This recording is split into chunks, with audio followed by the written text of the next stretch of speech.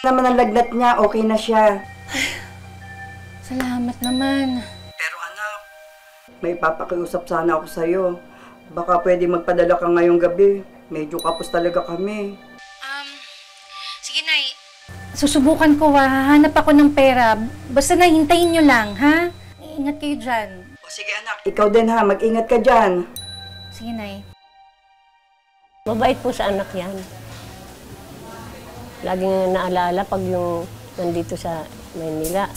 Tawag ng tawag sa akin. Madalas pong tumawag yun eh. Pag minsan na nakakalima. Ayon sa ina ni Cathy na si Aling Maria, plano raw ni Cathy na paluwasin ang kanyang mga anak sa Manila at dito na manirahan. Ano sabi niya sa akin, pag natapos yung mga apo ko doon, lilipat kami dito. Yun ang sinabi sa akin. Pero ang lahat ng magagandang pangarap ni Cathy para sa pamilya, naglaho parang bula. Matapos siyang matagpuang wala ng buhay.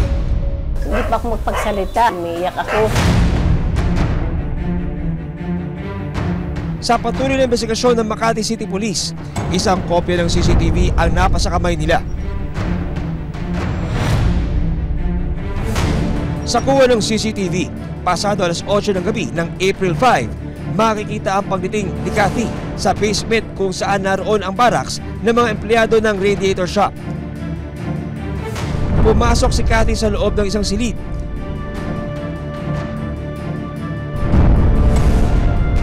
Sa labas, makikita rin na isang lalaki ang nakaupo sa isang sofa. Bukod sa kanya, isa pang lalaki ang nahagip din ng CCTV. Isinalaysay sa Pinoy Crime Stories ng dalawang lalaki na nahagip sa CCTV ang kanilang nasaksihan nung gabing yun.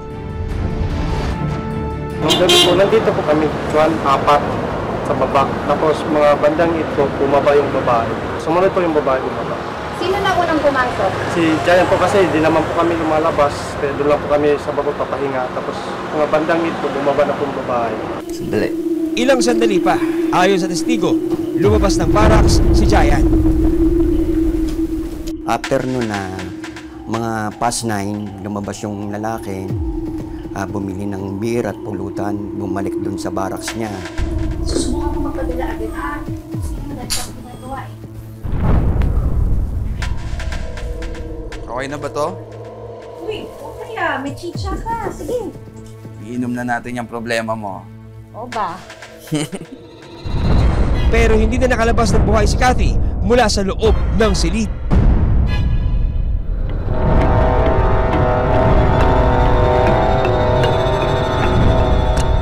Ano ang kwento sa likod ng malagim na pagkamatay ng biktima sa loob ng barracks? At ano ang motibo sa pagpaslang sa kanya?